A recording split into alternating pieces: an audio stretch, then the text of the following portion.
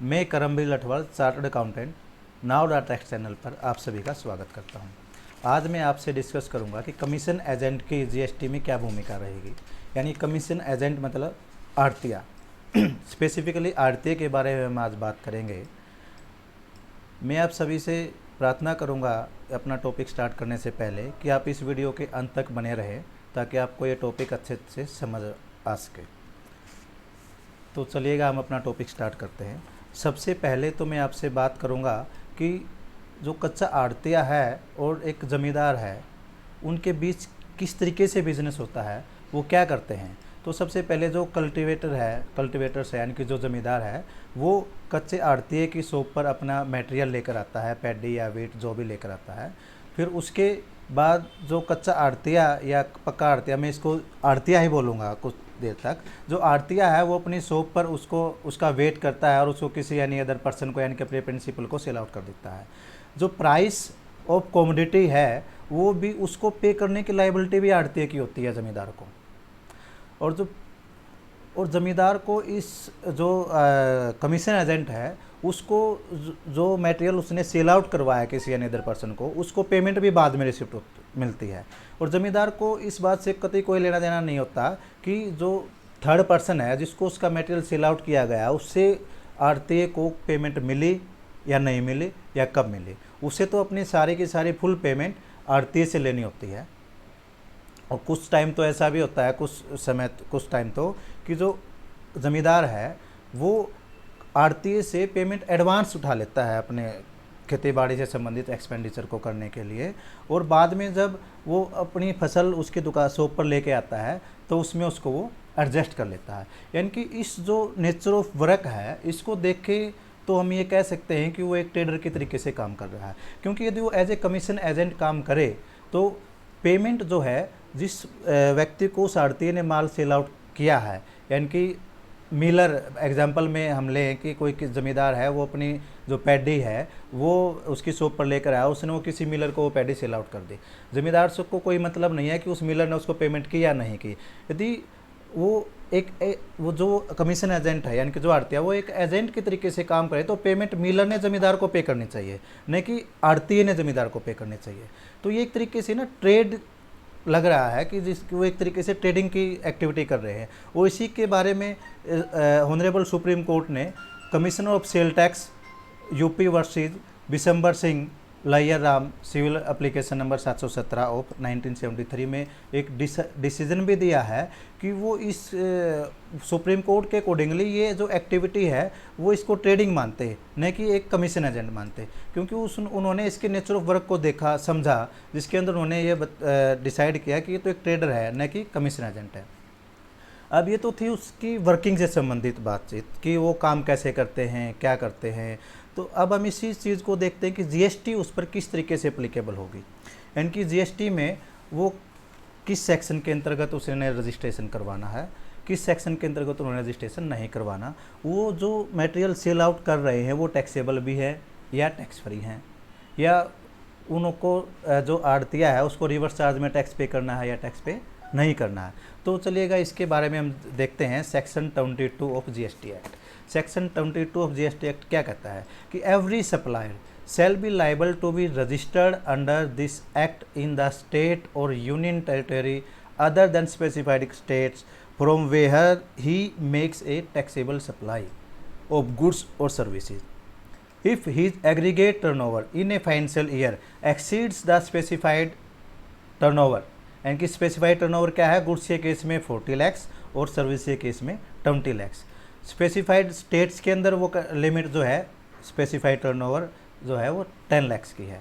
यदि कोई भी एसएससी एक साल में 20 लाख रुपए या 40 लाख रुपए जो भी स्पेसिफाइड लिमिट्स है उससे ज़्यादा की सप्लाई देता है और जहाँ से उसने टैक्सेबल सप्लाई प्रोवाइड करवाई है उस स्टेट में उस सप्लायर को रजिस्ट्रेशन नंबर लेना कंपलसरी है।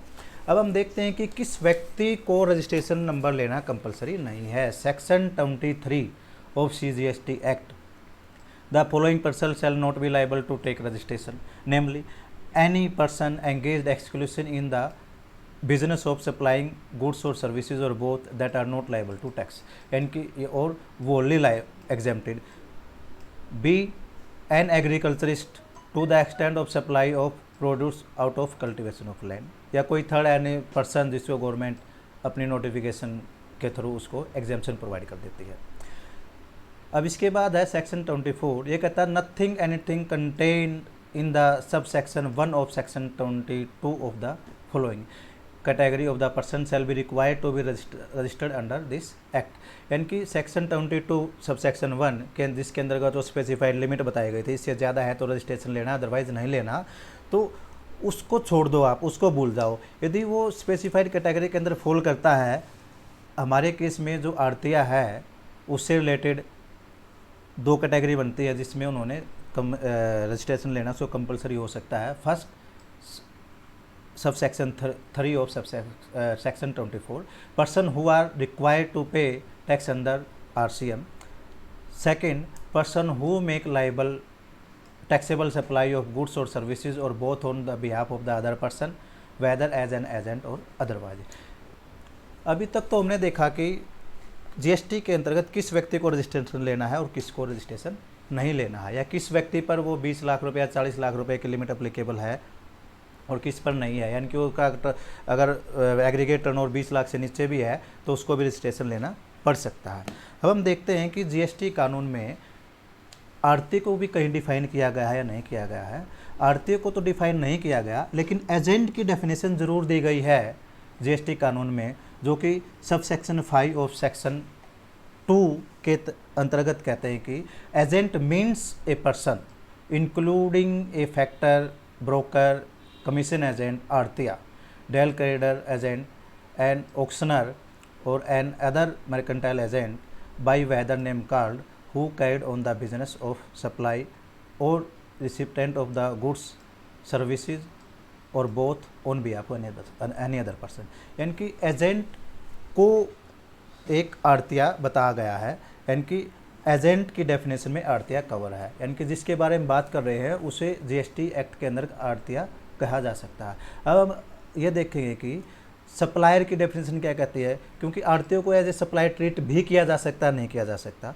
तो सब सेक्शन 105 ऑफ सेक्शन 2 के अंतर्गत सप्लायर की डेफिनेशन बताई गई है कि supplier in relation to any goods और सर्विसेज और both shall means the person supplying the said goods और सर्विसेज और both and shall including an agent acting as such on behalf of such supplier in relation to the goods और services और both supplied.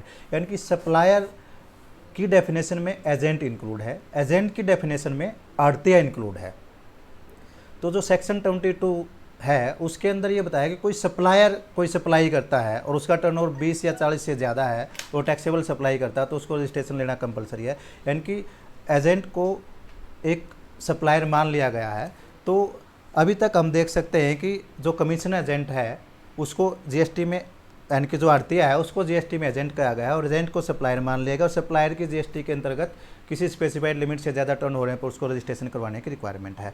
तो अब अभी तक हम देख सकते हैं कि जो आड़तिया की जो लाइबिलिटी है वो सब्जेक्ट टू सेक्शन 23, यानी कि वो specifically only exclusively tax free item में डील करता है तो उसकी लाइबिलिटी नहीं है, अदरवाइज उसकी लाइबिलिटी है रजिस्ट्रेशन करवाने की। ठीक है, तो एक और शेड्यूल है GST एक्ट के तहत, शेड्यूल नंबर 1। इसकी हेडिंग क्या है कि activities to be treated as a supply even if made without consideration. यानी कि कुछ ऐसी सप्लाई हैं जिसको विदाउट एनी कंसिडरेशन हमें सप्लाई मानना पड़ेगा। मैं GST में बता दूं कि जो GST है वो सप्लाई ऑफ गुड्स और सर्विसेज पे एप्लीकेबल है। अब सप्लाई किसे कहा गया GST के अंतर्गत? सप्लाई में उन्होंने बताया कि कोई भी सप्लाई जिसके अंतर्गत कंसिडरेशन है और for the furtherance of business है उसी पर GST लगेगा। यानी कि कोई ऐसी सप्लाई है जिसके अंदर कंसिडरेशन नहीं है या वो for the furtherance of business नहीं है तो उस पर GST एप्लीकेबल नहीं होगा। तो हम एक ये देखें कि एजेंट और प्रिंसिपल में कई बार क्या होता है उनके बीच में कोई कंसिडरेशन नहीं होता।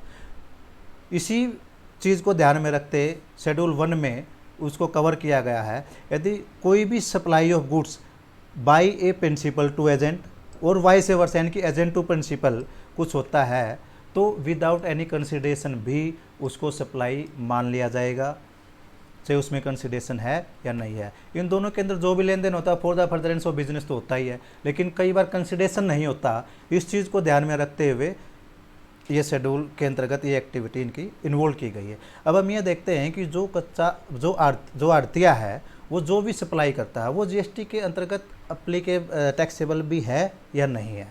उसके अंतर्गत जीएसटी के सीबीआईसी ने नोटिफिकेशन रिलीज़ की जो कि 12/2017 है, जिसकी एंट्री नंबर 54 के अंतर्गत जो भी उसकी एक्टिविटी हैं, यानी कि एग्रीकल्चर प्रोड्यूस से रिलेटेड, फिशिंग से रिलेटेड, एग्रीकल्चर के रॉ मटेरियल से रिलेटेड, फाइबर से रिलेटेड, ये इनसे रिलेटेड जो एक्टिविटी जैसे लोडिंग की, अनलोडिंग की, पैकिंग की, स्टोरेज की, वेयर हाउसेज की ऑफ एग्रीकल्चर प्रोड्यूस जो ये है एग्जेम्प्ट है। उसके बाद service by any agriculture produce marketing committee और बोर्ड और service provided by a commission agent for sale और परचेज ऑफ एग्रीकल्चर प्रोड्यूस। ये जो एंट्री है ये हमारे केस में जो आड़ती है उससे रिलेटेड करती है, क्योंकि जो कमीशन एजेंट होता है वो एग्रीकल्चर एपीएमसी जो एक्ट है उसके तहत रजिस्टर्ड होता है, और जो वो सर्विस प्रोवाइड करता है, यानी कि एक ज़मींदार की फसल वो किसी गवर्नमेंट को या थर्ड पर्सन को सेल आउट करवाता है तो उसके बदले में उसे कमीशन मिलता है, और वो कमीशन जो है किसी भी आइटम को सेल परचेज करने से में हो, चाहे वो आइटम टैक्सेबल हो या टैक्स फ्री हो, वो कमीशन उसे मिलेगा। और वो कमीशन जो उसकी सर्विस है वो है exempt entry number 54 of notification 12/2017। अब उसके बाद इसी नोटिफिकेशन की एंट्री नंबर 21 ये कहता है यदि कोई भी एग्रीकल्चर प्रोड्यूस की ट्रांसपोर्टेशन पर जो खर्चा होता है वो एग्जेम्प्ट होती है, यानी कि एग्रीकल्चर प्रोड्यूस की पे के को लाने में ले जाने में जो भाड़ा पे किया है इसने क्या नाम है इसका आड़तिये ने, तो वो भी टैक्स फ्री होगा, उस पर भी कोई टैक्स नहीं लगेगा। अब एक टैक्स रेट की नोटिफिकेशन रिलीज़ की थी सीबीआईसी ने जो कि नंबर 2/2017 है, जिसके अंतर्गत उन्होंने बताया कि जो एग्रीकल्चर प्रोड्यूस जैसे कि व्हीट, पैडी, बाजरा या एनी अदर और भी बहुत सारे हैं जो जिन पर जीएसटी का रेट्स जो है 0 है, यानी कि वो टैक्स फ्री है। अभी तक हम देखें कि कुछ चुनिंदा ही agriculture produce for example raw cotton ही टैक्सेबल है, otherwise mostly item tax free हैं, यानी कि टोटली आइटम टैक्स फ्री हैं, और जो आड़तिया है वो टैक्स फ्री आइटम में ही डील करता है। यदि वो हम एक रॉ कॉटन को छोड़ दें तो हम ये कह सकते हैं कि आड़तियों को जीएसटी के अंतर्गत रजिस्ट्रेशन की रिक्वायरमेंट नहीं है। अब जब तक हमने ये जितने भी प्रोविज़न अभी तक रीड आउट किए हैं उनके अकॉर्डिंगली अब हम देखते हैं कि जो आड़तिया भी दो तरीके के होते हैं, एक कच्चा आड़तिया और एक पक्का आड़तिया। जीएसटी एक्ट के अंतर्गत कच्चे आड़तिये और पक्के आड़तिये की कोई डेफिनेशन नहीं दी गई है। ये डेफिनेशन कच्चे आड़तिये और पक्के आड़तिये की जो डेफिनेशन दी है वो advance ruling of authority Haryana ने बख्तावर मल कामरा एंड सन्स के केस में दी है। बख्तावर कामरा एंड सन्स ने एक एडवांस रूलिंग अप्लाई किया था advance ruling authority of Haryana के पास, जो कि 4/6/2018 को इस अप्लाई किया था। इसमें उनके स्पेसिफिकली 2 क्वेश्चन थे।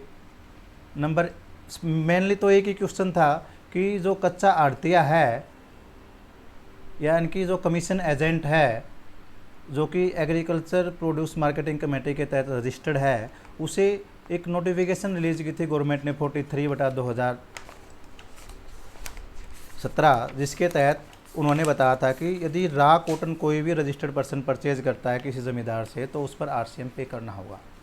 तो इस एप्लीकेशन के थ्रू बख्तावरमल कामरा एंड सन्स ने गवर्नमेंट के सामने क्वेश्चन रखा था कि जो आड़तिया है वो इस नोटिफिकेशन के अंदर कवर होता है या नहीं होता है, उसे आरसीएम के तहत टैक्स पे करना है या टैक्स पे नहीं करना है। तो इसी एडवांस रूलिंग ऑफ अथॉरिटी ने कच्चे आड़तिये और पक्के आड़तिये की डेफिनेशन दी है। एडवांस रूलिंग के अकॉर्डिंगली कच्चा आड़तिया वह व्यक्ति है जो किसी दूसरे व्यक्ति या पक्के आड़तिये के लिए काम करता है और वह अपने नाम से कोई बिल रेज नहीं करता, यानी कि वो जो भी बिल रेज करता है वो on the behalf of principal, यानी कि प्रिंसिपल की तरफ से बिल रेज करता है, वो अपने नाम से बिल रेज नहीं करता, वो कच्चा आड़तिया है। कच्चा आड़तिया जिसको भी माल सेल आउट करता है उसे वह यह बताता है कि ये माल मैंने फला आदमी से परचेज़ किया है, और जिस आदमी से, जिस व्यक्ति से या जिस जमींदार से वो कच्चा आड़तिया मटेरियल परचेज करता है उसको भी वह यह बताता है कि मैंने आपका जो मटेरियल है या गुड्स है वो फला मिलर को या फला पक्के आड़तियों को हमने सेल किया है। इसके लिए कच्चा आड़तिया फॉर्म जे और फॉर्म आई इशू करता है। फॉर्म जे जो है वो जमींदार को इशू करता है, जिसके अंतर्गत परचेजर का नाम, क्वांटिटी और रेट मेंशन होता है।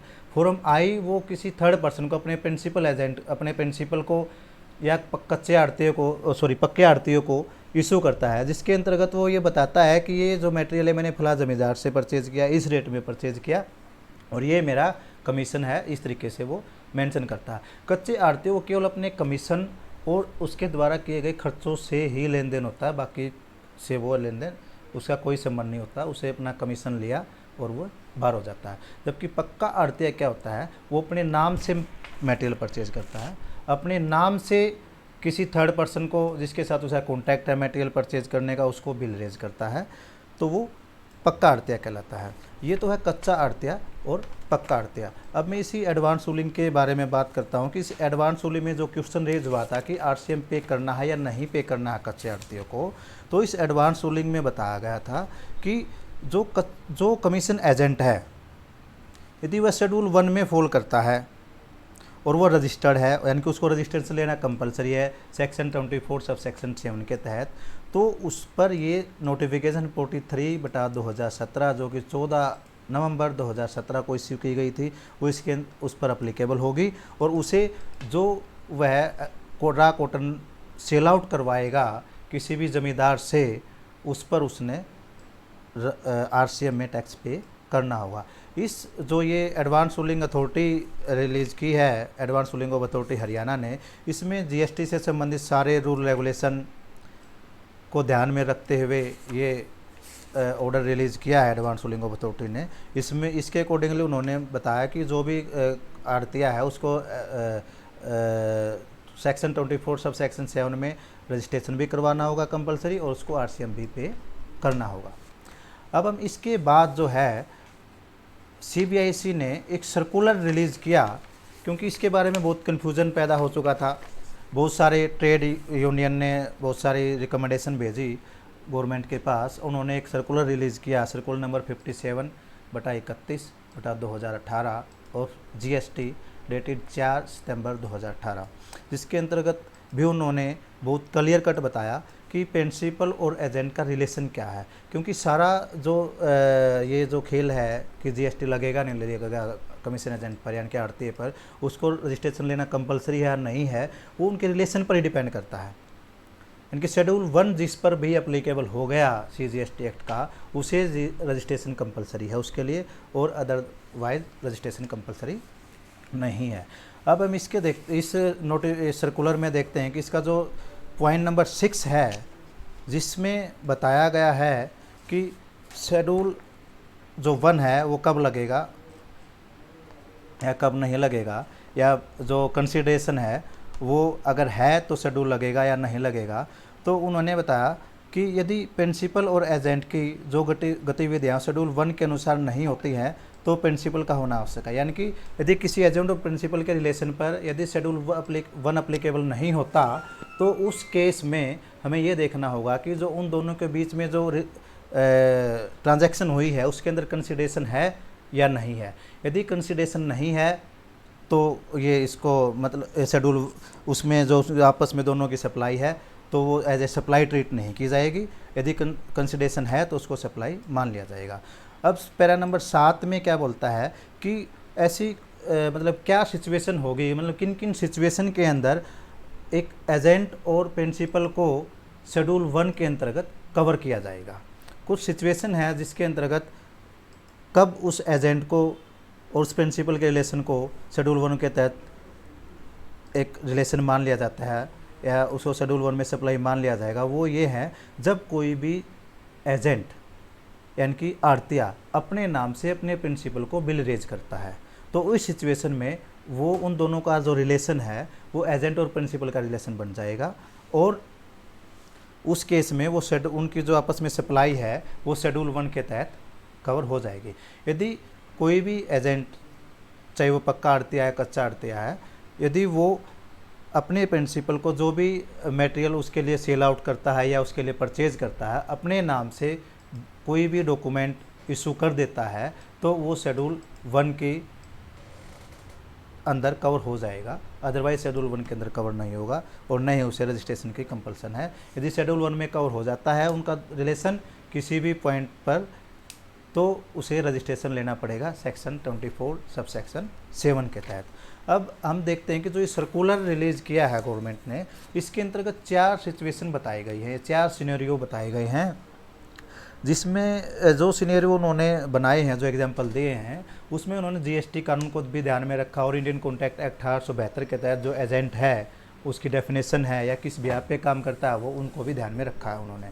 तो सबसे पहला जो सिनेरियो है, मिस्टर जो ए है वो मिस्टर बी को पॉइंट करता है फॉर सर्टेन गुड्स परचेज करने के लिए मार्केट से। उसके बाद मिस्टर बी ने क्या किया, सर्च किया मार्केट में, उन्होंने एक मिस्टर सी से संपर्क किया जिससे उन्होंने मिस्टर ए के लिए माल खरीदा, यानी कि, और मिस्टर सी को बोला कि मिस्टर सी आप मिस्टर ए पर बिल रेज करें और वहाँ से अपनी पेमेंट कलेक्ट कर लें। तो इस जो एग्जाम्पल के अंदर जो मिस्टर बी है वो केवल एक कमीशन एजेंट है, इंटरमीडिएटरी है। मैं आपको एक बताऊं तो इंटरमीडिएटरी है, उन्होंने केवल अपना कमीशन लिया मिस्टर बी ने और अब उसकी छुट्टी। अब क्या किया, मिस्टर सी ने बिल रेज किया मिस्टर ए पर, तो इस केस में, और मिस्टर ए ने सी को पेमेंट कर दी, तो इस केस में शेड्यूल ए के तहत मिस्टर बी और मिस्टर ए का कोई रिलेशन पैदा नहीं होता और न ही इसको शेड्यूल 1 के तहत सप्लाई माना जाता। और इस सिचुएशन में मिस्टर बी को रजिस्ट्रेशन लेने की भी कंपल्सन नहीं है यदि उसका सब्जेक्ट टू टर्नओवर, यदि उसका टर्नओवर 20 करोड़ से ज़्यादा का नहीं है और वो एक्सक्लूसिव टैक्स फ्री आइटम में डील नहीं करता। तो second, Messrs. XYZ is a banking company and appoint Mr. B as a auctioneer to auction certain goods. The auctioneer arrange for the auction and identify the potential bidder. The highest bid is accepted and the goods are sold to the highest bidder by Mr. XYZ. तो इस case में भी mister XYZ जो एक banking company है, उसने जो अपना बिल रेज किया है, जिसने हाईएस्ट बिड लगाई उसी को रेज किया है। जो ऑक्शनर है जो मिस्टर बी, उसका इसमें केवल के और केवल ऑक्शन अरेंज करवाने का काम है और अपना कमीशन लेने का काम है। तो ये भी एक्टिविटी शेड्यूल 1 के तहत कवर नहीं होती और न ही उस ऑक्शनर को subject to turnover 24 sub section 7 के तहत रजिस्ट्रेशन करवाने की रिक्वायरमेंट है। अब है एग्जाम्पल नंबर 3, जो कि मिस्टर ए है, वो एक आर्टिस्ट है और appoint mister B auctioneer to auction his painting. Mr. B arrange for an auction and identify the potential bidder. The highest bidder is accepted and the painting is sold to the highest bidder. The invoice for the supply of painting is issued by Mr. B on behalf of Mr. A. यानी कि इस example में जो mister B जो auctioneer है, जो agent है, उसने अपने नाम से हाईएस्ट बिडर लगाने वाले बिडर को अपना इनवाइस रेज कर दिया। तो जो ये रिलेशन मिस्टर ए और बी का जो रिलेशन है वो शेड्यूल 1 के तहत कवर हो गया। और ये कवर होने के बावजूद यदि उस जो मिस्टर बी ऑक्शनर है उनका टर्नओवर 20 लाख रुपए से कम भी है तो भी उसको शेड्यूल सेक्शन 24 के सब सेक्शन 7 के तहत रजिस्ट्रेशन लेना कंपलसरी हो जाएगा। अब जिस पॉइंट पर हम डिस्कस कर रहे हैं उस पॉइंट के लिए सिनेरियो नंबर 4 है, जिसके अंतर्गत उन्होंने बताया कि जो मिस्टर ए है वो सेल करता है अपने agriculture produce by utilising the service of mister B. Mister B जो है is a registered commission agent as per the agriculture produce marketing committee यानी कि APM act of the state. Mister B identify the buyer and sale the agriculture produce on behalf of mister A for which the charge a commission from mister A, यानी कि mister A से इसके लिए वो commission charge करता है और अब एक एजेंट को, एक बायर को आइडेंटिफाई करके वो उसका माल बिकवा देता है, उसका मटेरियल सेल आउट हो जाता है। तो इस केस में यदि मिस्टर जो बी है यानी कि जो कमीशन एजेंट है, जो आड़तिया है, वो कोई भी डॉक्यूमेंट अपने नाम से कोई भी बिल इशू करता है या कोई भी इनवाइस इशू करता है, वो फार्मर को कोई बिल देता है अपने नाम से या किसी अदर पर्सन को जिसके लिए उन्होंने मेटेरियल परचेज किया वो बिल देता है, तो ये सारे यदि उसने कोई भी इनवाइस रेज कर दिया टाइटल डीड का, तो इस केस में जो ये उनकी जो एक्टिविटी है कोई भी बिल रेज करने की वजह से, जैसे फॉर्म आई इशू किया मिस्टर बी ने, तो उस केस में जो इनकी एक्टिविटी है वो शेड्यूल 1 के तहत कवर हो जाएगी। उस शेड्यूल 1 में कवर होने के बाद की वजह से ही मिस्टर बी को सेक्शन 24 सब सेक्शन 7 के तहत रजिस्ट्रेशन लेना कंपलसरी हो जाएगा। और यदि मिस्टर बी कोई इनवाइस इशू नहीं करता तो ये उनकी जो एक्टिविटी जो है शेड्यूल 1 में कवर नहीं होगी और न ही उनको रजिस्ट्रेशन लेने की रिक्वायरमेंट है, सब्जेक्ट टू यदि वो only and only tax free item में डील करता है। तो यदि वो किसी भी टैक्सेबल आइटम में डील करता है तो उसको रजिस्ट्रेशन लेना पड़ सकता है। फॉर एग्जांपल मान लीजिएगा कोई कमीशन एजेंट है, उसके पास जो भी फार्मर जाता है वो उसकी जो प्रोड्यूस है वो किसी गवर्नमेंट एजेंसी या थर्ड पर्सन को सेल आउट करवा देता है, वो केवल टैक्स फ्री आइटम में डील करता है, अपने नाम से कोई भी बिल इशू नहीं करता, तो उस केस में वो शेड्यूल 1 में कवर नहीं होगा और न ही उसको सेक्शन 24(7) में रजिस्ट्रेशन की रिक्वायरमेंट नहीं है। लेकिन 1% वो किसी न किसी टैक्सेबल आइटम में को सेल आउट करवाता है। फॉर एग्जांपल कॉटन कोई फार्मर उसके शॉप पर लेकर आ जाता है, जो कि कॉटन है नोटिफिकेशन नंबर 47/2017 के तहत रिवर्स चार्ज में टैक्सेबल है। यदि कोई भी फार्मर किसी रजिस्टर्ड पर्सन को उस कॉटन को के थ्रू उस कॉटन को सेल आउट करवाता है तो रिसिपेंट जो है उसी को टैक्स पे करना होता है, यानी कि रिसिपेंट को रिवर्स चार्ज में टैक्स पे करना होता है। यदि हम रिसिपेंट की डेफिनेशन भी देखेंगे तो उसके अंदर भी आड़तिया जो है वो कवर हो जाता है रिसिपेंट की डेफिनेशन में।